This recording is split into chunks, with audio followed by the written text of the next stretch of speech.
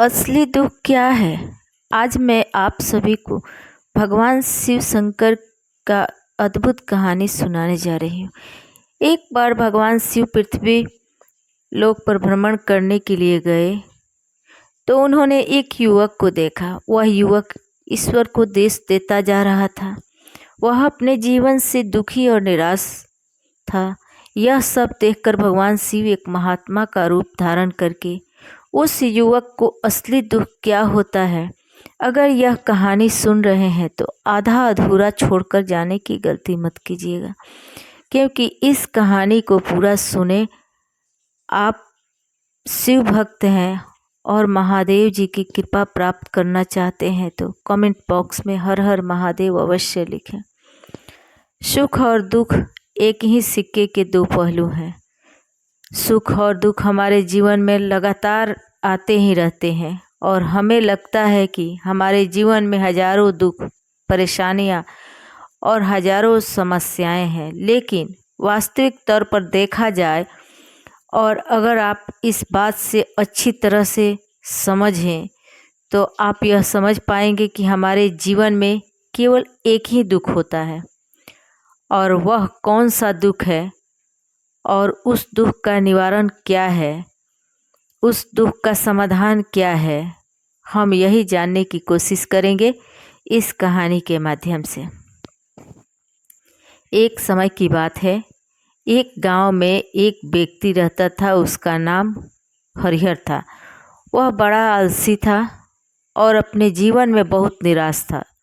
उसका कारण यह था कि उसने अब तक अपने जीवन में कुछ भी हासिल नहीं किया था। वह कुछ भी नहीं करता था। उसके घर वाले भी इस बात से बहुत परेशान थे। वह चाहते थे कि वह बाहर जाकर कुछ अच्छा काम करे, कोई अच्छी नौकरी करे, लेकिन वह उनकी एक भी नहीं सुनता। उसके घर वाले दूसरों का उदाहरण देकर उसे ताने मारते, उसे तरह तरह की बातें करते, लेकिन उसे कोई फर्क नहीं पड़ता था। जबकि उसके सारे मित्र कामयाब हो चुके थे। कोई अच्छा व्यापार कर रहा था तो कोई अच्छी नौकरी कर रहा था, जिस कारण जब भी वह लोग मिलते थे तो वह अपनी बढ़ चढ़कर बड़ाई किया करते थे, लेकिन हरिहर कुछ करता नहीं था। जिस कारण जब भी कोई उससे पूछता कि तुम क्या कर रहे हो, तो वह कुछ करता तो था नहीं। इसलिए वह हमेशा सबसे केवल एक ही बात करता था कि मैं कोशिश कर रहा हूँ, लेकिन उसकी कोशिशों का कोई भी फल किसी को नज़र नहीं आ रहा था। देखते ही देखते अब ऐसा समय आ चुका था कि हरिहर सभी से मुंह छुपाता रहता था, ताकि उसे कोई यह न पूछ ले तुम क्या करते हो। इसलिए वह कभी किसी के सामने नहीं आता था। धीरे धीरे उसका मन दुखी होने लगा था। हरिहर अब बहुत निराश रहने लगा था, मानो वह इस धरती पर बोझ है। इसलिए वह अपने आप को बहुत अकेला महसूस करता था।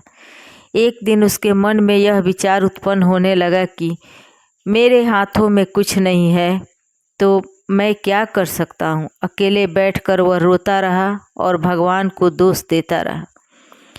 एक दिन छुपता छुपाता हुआ घर से निकलकर कहीं जा रहा था। तभी उसने रास्ते में देखा कि एक महात्मा लोगों को प्रवचन दे रहे हैं और प्रवचन में वह दुख की बातें कर रहे हैं। हरिहर अपना मुंह छुपाकर वहीं खड़ा हो गया ताकि उसे कोई देख ना ले और चुपचाप उन महात्मा जी की बातें सुन रहा था। महात्मा जी सभी को प्रवचन में कह रहे थे कि दुख हमारा सबसे बड़ा साथी है। हमें दुख अपने जीवन के बारे में समझाता है और हमें सही जीने का तरीका बताता है। दुख हमारे गुरु की तरह है जिससे हमें सीखना चाहिए।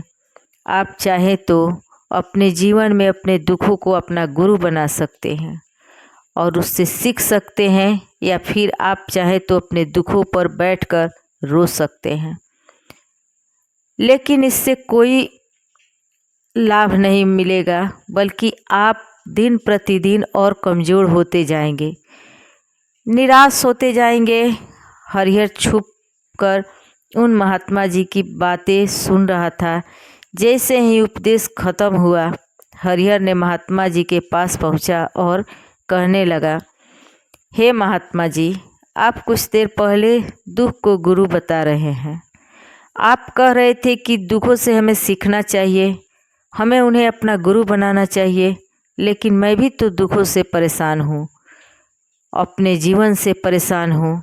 मैंने अब तक जो दुख झेले हैं, मुझे तो कभी ऐसा प्रतीत नहीं हुआ कि मेरे दुख मुझसे कुछ सिखा रहे हैं, बल्कि मुझे तो हमेशा यही लगता है कि वह मुझे पीड़ा दे रहे हैं, तकलीफ़ दे रहे हैं। और दुख की पीड़ा बहुत भयंकर होती है। ऐसा लगता है जैसे अब इसके बाद हमारा जीवन समाप्त हो जाएगा, इसके बाद हमें कुछ नहीं मिलने वाला है, और यहाँ तक कि हमें मृत्यु भी उसके सामने कम लगने लगती है। जब लोग ताने मारते हैं, जब लोग यह कहते हैं कि तुम क्या कर रहे हो, तो मन बहुत ठेस पहुंचाती है और मैं उनसे कुछ नहीं कह पाता। हरिहर की बातों को सुनकर महात्मा जी कहते हैं, बेटा तुम्हें क्या दुख है और तुम दुख के बारे में ऐसी बातें क्यों कर रहे हो। हरिहर ने अपने ऊपर बीती हुई सारी बातें उन महात्मा जी को बता दी और कहने लगा है, महात्मा क्या आपके पास मेरे दुख का कोई समाधान है। हरिहर की बातें सुनकर महात्मा जी मुस्कुराए और कहने लगे, बेटा जब तुम्हारे जीवन में असली दुख आए तो तुम मेरे पास आना, मैं तुम्हारे दुख का समाधान अवश्य बताऊंगा। उन महात्मा जी की बातें सुनकर हरिहर अचरज में पड़ गया। उसे यह समझ नहीं आ रहा था कि क्या उसने अब तक जो दुख झेले हैं वह असली दुख नहीं है। उसने जो अब तक पीड़ा झेली है, लोगों के ताने सहे हैं और जो तकलीफ़ें उठाई है, क्या ये असली दुख नहीं है। आगे वह मन ही मन अपने आप से कहता है कि जब मुझे मेरे अपने नहीं समझ पाए तो यह महात्मा जी मुझे क्या समझेंगे।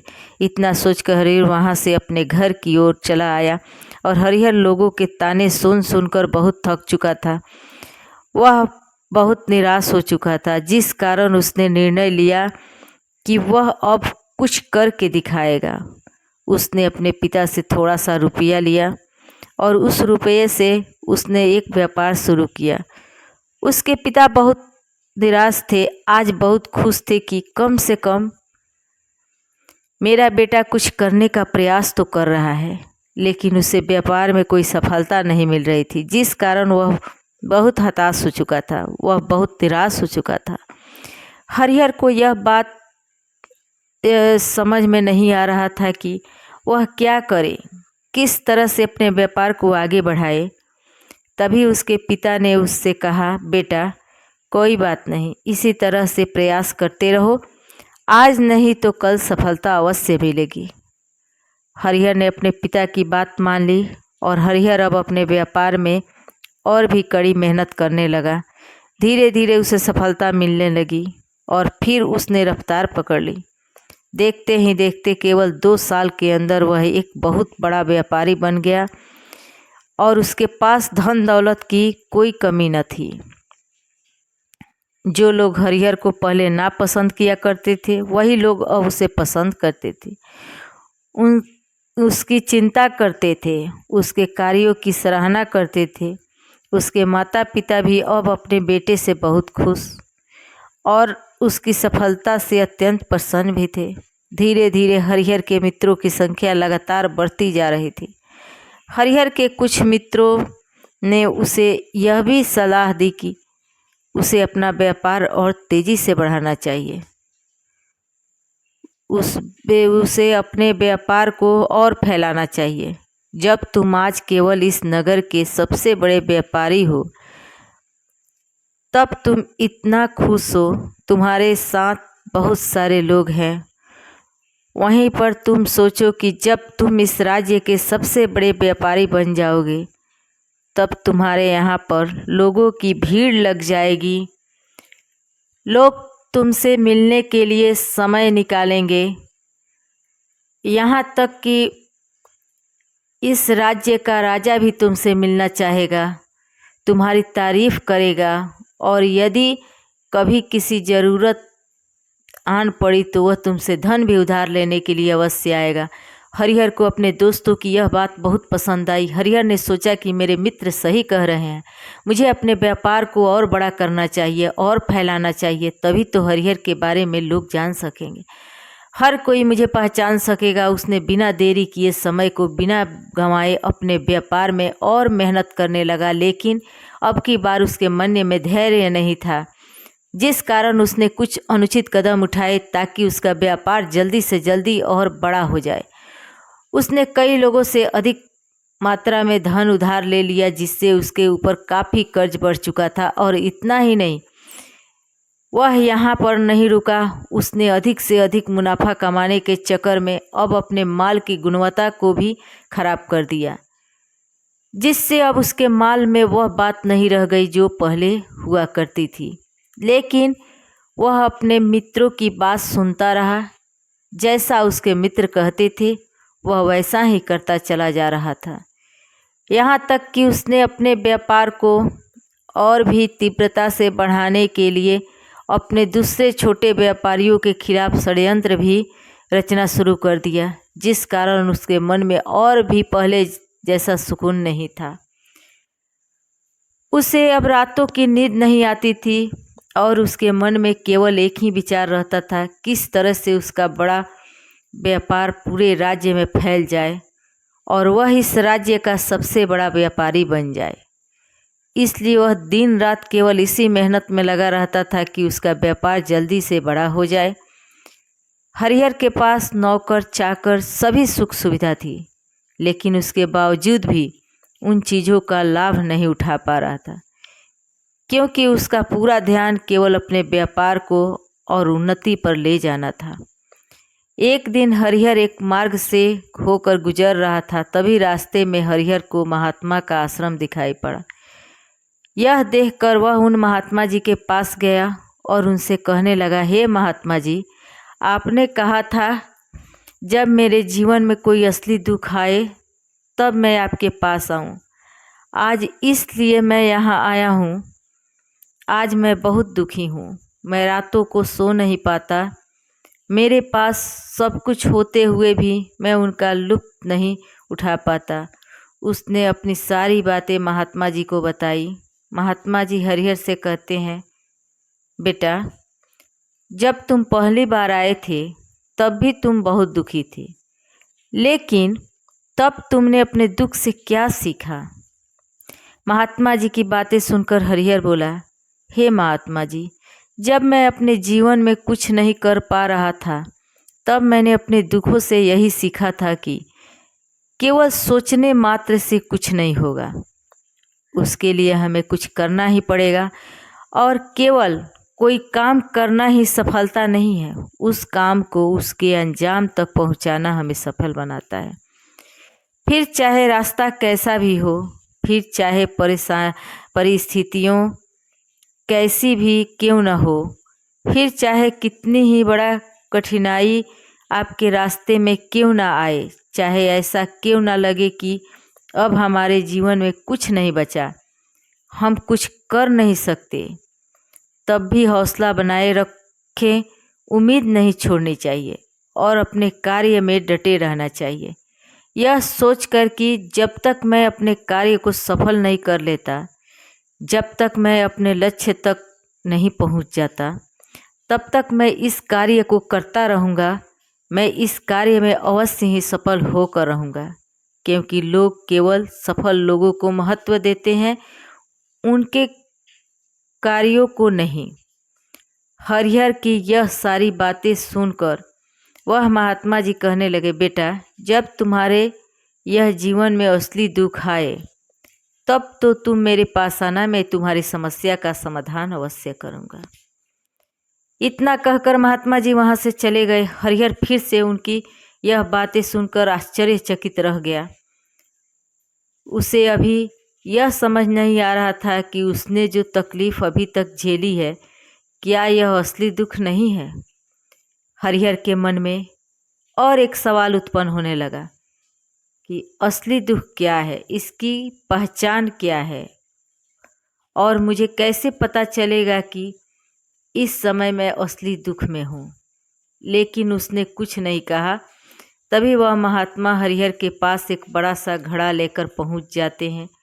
उस घड़े के अंदर सोने के सिक्के थे। उस घड़े को देते हुए महात्मा हरिहर से कहते हैं, बेटा तुम उस पेड़ के नीचे मिट्टी में दबा दो, क्योंकि यह मेरे किसी काम का नहीं। जब मुझे इसकी ज़रूरत पड़ेगी तब मैं वहाँ से खोद कर इसे निकाल लूँगा, लेकिन अभी के लिए इसे यहाँ पर मिट्टी के नीचे दबा दो। हरिहर महात्मा जी की बात मान ली और वह घड़ा मिट्टी में दबा दिया। इतना सब करके हरिहर उन महात्मा जी को प्रणाम करता है और वहाँ से वापस अपने घर की ओर लौट जाता है।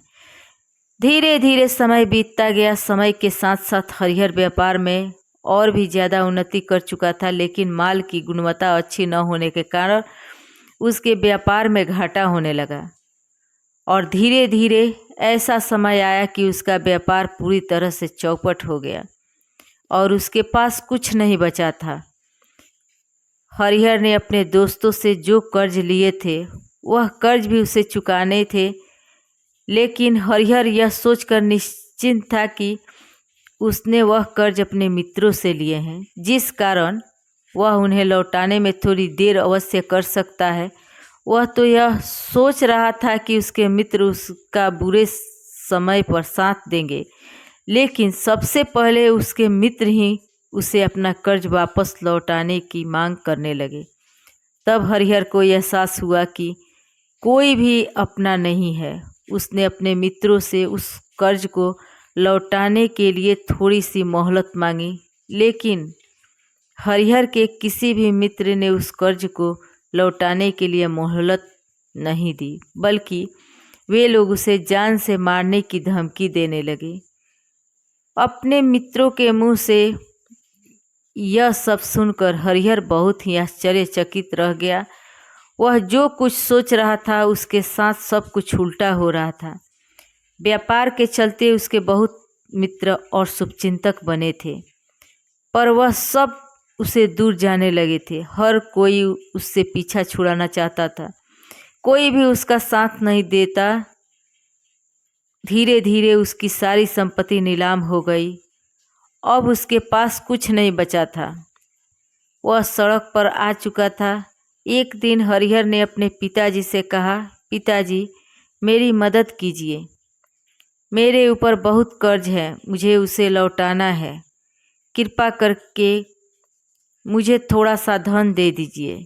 इस पर हरिहर के पिता ने हरिहर से कहा, बेटा मेरे पास यही एक छोटा सा घर है, अगर यह अभी मैं तुम्हें दे दूं तो मैं और तुम्हारी माँ कहाँ रहेंगे। हमें भी दर दर की ठोकरें खानी पड़ेगी। सब लेकर अब हमारे पास केवल यही संपत्ति है, इसलिए मैं तुम्हें से क्षमा मांगता हूँ। अपने माता पिता के मुख से यह बात सुनकर हरिहर चुपचाप वहाँ से चला आया और मन ही मन वह सोच रहा था कि मेरे पास अब कुछ नहीं बचा है। मेरे पास जो कुछ था वह सब कुछ तो लूट चुका, मेरे सब कुछ तो अब बर्बाद हो चुका है। भला अब मैं जी कर क्या करूँगा। अब मेरे पास केवल एक ही रास्ता है जिससे मैं अपने कर्जदारों से अपना पीछा छुड़ा सकता हूँ। यह सोचता हुआ वह उसी पहाड़ी की ओर पहुँचा। वहाँ पहाड़ी पर चढ़ने ही वाला था, तभी उसे याद आया कि उन महात्मा जी ने उन्हें कहा था, जब तुम पर असली दुख आए तभी तुम मेरे पास आना, मैं तुम्हारी समस्या का समाधान अवश्य करूँगा।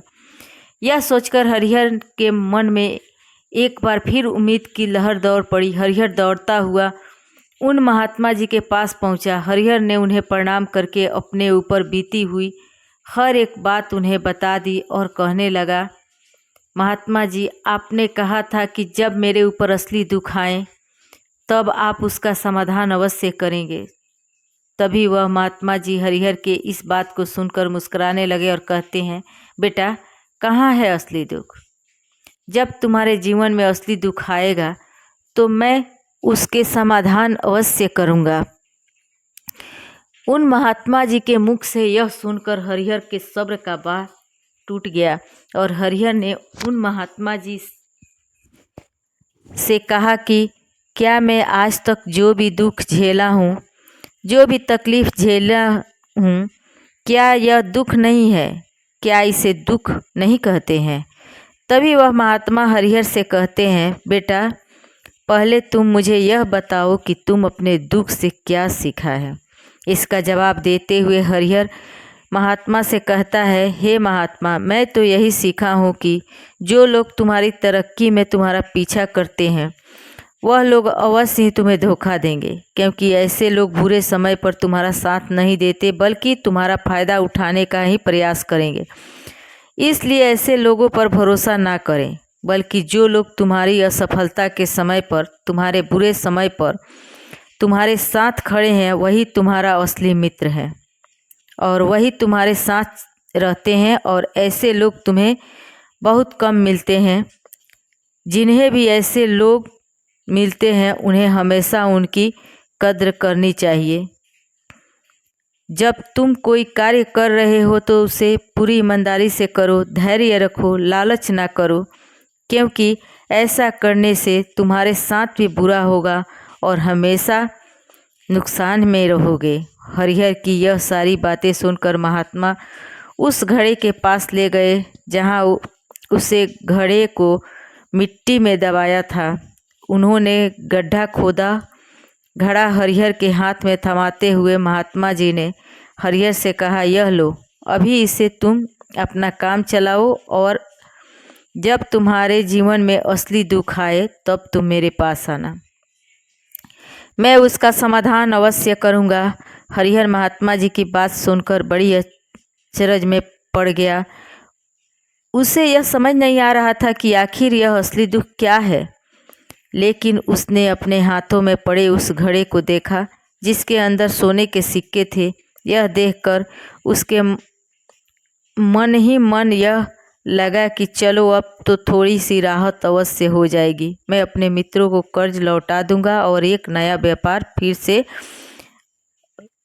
आरंभ कर दूंगा। यही सोचते हुए हरिहर ने उन साधु महात्मा को प्रणाम किया, उसका धन्यवाद किया और वहाँ से चल पड़ा। हरिहर ने उस सोने के सिक्के को सभी का कर्ज लौटा दिया और अपने लिए एक बार फिर से नया व्यापार शुरू किया। व्यापार छोटा था लेकिन अब की बार हरिहर बहुत खुश था। उसने अपने व्यापार पर काम किया और देखते ही देखते एक बार फिर से वह एक बड़ा व्यापारी बन गया। लेकिन अब की बार वह बहुत खुश था क्योंकि इस बार उसने कोई लालच नहीं किया, ना ही किसी के लिए षड्यंत्र रचा, बल्कि उसने पूरी ईमानदारी और मेहनत के साथ अपने व्यापार पर काम किया। लेकिन जैसे जैसे आप धनी होते जाते हैं, आप अमीर बनते जाते हैं, आपके मन में एक डर और उत्पन्न होने लगता है। वह डर है अपनी दौलत को ना खो देने का, जिस कारण आप लोग दान पुण्य करना शुरू कर देते हैं, लोगों की मदद करते हैं ताकि आपके जीवन में कभी कोई दुख ना आए। लेकिन यह जीवन सुख और दुख का संगम है, जिस कारण हर किसी को सुख और दुख से होकर गुजरना पड़ता है। इसी वजह से एक बार फिर से हरिहर के जीवन में एक और दुख का आगमन हुआ। अब की बार उसके माता और पिता दोनों की मृत्यु हो गई। हरिहर अपने माता पिता से बहुत प्रेम करता था, इसलिए उसके मन में बहुत बड़ा गहरा घात पहुंचा। जब आखिरी बार वह उन्हें देख रहा था तो उसके मन में हजारों सवाल उत्पन्न होने लगे।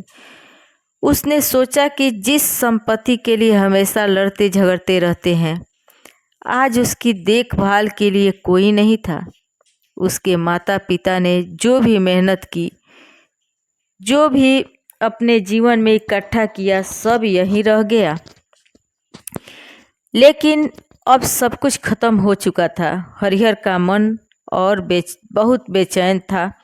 उसके मन में हजारों सवाल उत्पन्न हो रहे थे। वह अपने आप को बहुत अकेला महसूस कर रहा था। उसे बहुत खाली सा महसूस हो रहा था। उसने इधर उधर देखा लेकिन उसे कुछ समझ नहीं आया। तभी उससे उन महात्मा जी की याद आई वह तुरंत ही भागा उन महात्मा जी के पास। उसे देखते ही देखते महात्मा जी हरिहर से पूछा, क्या बात है बेटा, कोई फिर से दुख पड़ा है क्या? तभी हरिहर ने कहा, नहीं गुरुदेव, अब तो सब ठीक है, लेकिन आज मेरे माता पिता की मृत्यु हो गई और मैं बहुत अकेला महसूस कर रहा हूँ, मैं बहुत दुखी महसूस कर रहा हूँ। महात्मा जी हरिहर से कहते हैं, बेटा इसमें दुखी होने की क्या बात है, यह तो जीवन है, यहाँ पर कोई भी रहने नहीं आया है और ना ही कोई रहेगा। हम सब एक नहीं एक दिन मृत्यु को प्राप्त हो ही जाएंगे और मृत्यु कब आएगी यह किसी को पता नहीं हो सकता है। कि तुम्हारी मृत्यु कल ही हो जाए, मैं तो अभी जवान हूँ और मुझे तो अभी अभी पूरी उम्र जीना है, मैं तो कुछ करना चाहता हूँ। और आप कह रहे हैं कि मैं कभी भी मृत्यु को प्राप्त हो सकता हूँ। मृत्यु कभी किसी की उम्र देखकर नहीं आती और ना ही किसी की बात कर आती है। सारी बातें हरिहर को और भी ज़्यादा बेचैन कर रही थी और वह चुपचाप वहाँ से चला आया। उसके मन में वह खालीपन अभी वैसा ही था। हरिहर अपने आप को बहुत अकेला महसूस कर रहा था। उसके बाद उसके मन में अपने व्यापार में भी नहीं लग रहा था। जब भी वह कोई कार्य करने लगता तो उसके मन में बहुत सारे प्रश्न उठने लगता कि वह क्या कर रहा है, क्यों कर रहा है और उसे इस कार्य को क्यों किया। उसके मन में अब एक और प्रश्न उत्पन्न होने लगा था कि क्या हम यहाँ पर केवल इसलिए आते हैं, इस जीवन को भोगें और एक दिन मृत्यु को प्राप्त हो जाए। जीवन का असली मतलब क्या है? उसने कई विद्वानों से पूछा और अपनी तरफ से जो मुमकिन हो सकता था खोजबीन की, लेकिन उसे कोई संतोषपूर्ण जवाब नहीं मिल पा रहा था। और जब उसे कोई जवाब नहीं मिला तो उसका दुख और भी बढ़ गया, जिस कारण उसके मन की बेचैनी और भी बढ़ चुकी थी और उसे यह समझ नहीं आ रहा था कि वह क्या करे, कहाँ जाए, किससे पूछे। तभी उसे फिर से उन महात्मा जी की याद आई। हरिहर फिर से उन महात्मा जी के पास पहुंचा और उसने अपने मन की सारी बातें उन महात्मा जी को बताए। महात्मा जी हरिहर से कहते हैं, बेटा याद है पहली बार तुम्हारे जीवन में असली दुख उत्पन्न हुआ है, जिससे हम दुख कह सकते हैं, जो दुख कहलाने लायक है कि हमें पता ही नहीं कि हम क्या कर रहे हैं, हम कहाँ जा रहे हैं, क्यों जा रहे हैं, वह कौन है, क्या है, क्यों है, हम क्या करना चाहते हैं। तभी हरिहर उन महात्मा जी से कहता है, हे महात्मा जी आप मेरे इस दुख का निवारण कीजिए। महात्मा जी हरिहर से कहते हैं, हम सब के अंदर क्रोध, लालच जैसी कई वासनाएं हमारे अंदर घर करके बैठ जाती है, जिस कारण हम अपने जीवन को टुकड़ों में जीते हैं और हमारी चेतना कभी एक नहीं हो पाती। हम कभी एक जगह सोच नहीं पाते, समझ नहीं पाते और हमारी ऊर्जा शक्ति भी पूरी तरह छिन्न भिन्न हो जाती है। और आजकल के इस दौर में हमारे पास तो इतना भी समय नहीं है कि हम एक पल निकाल करके एक पल के लिए मुड़कर अपने आप को देख सकें, अपने आप को समझ सके कि वास्तविकता में हर कोई यहाँ पर अपने जीवन भर केवल दुख दुख कर चिल्लाता रहता है। इसका समाधान निकालने का हर मुमकिन प्रयास करता है, लेकिन जिसे हम दुख समझते हैं वह तो दुख है ही नहीं। तो इसका समाधान आपको कहाँ से मिलेगा? यह तो परिस्थितियाँ हैं जिसके कारण हम अपने आप को दुखी समझते हैं, अपने आप को तकलीफ में समझते हैं। जैसे ही हम एक परिस्थिति से निकलते हैं हम किसी दूसरी स्थिति में फंस कर रह जाते हैं। जिस प्रकार हम पहले समस्या का समाधान करते हैं उसी प्रकार हम दूसरे समस्या का भी समाधान करते हैं, रह जाते हैं। और हम जब इन परिस्थितियों से हार मान लेते हैं, जब हमें लगता है कि अब हमारे सामने कोई रास्ता नहीं बचा, तब हमारे सामने हमें केवल एक ही रास्ता नज़र आता है, वह है मृत्यु। लेकिन यह कोई समाधान नहीं है, यह कोई रास्ता नहीं है।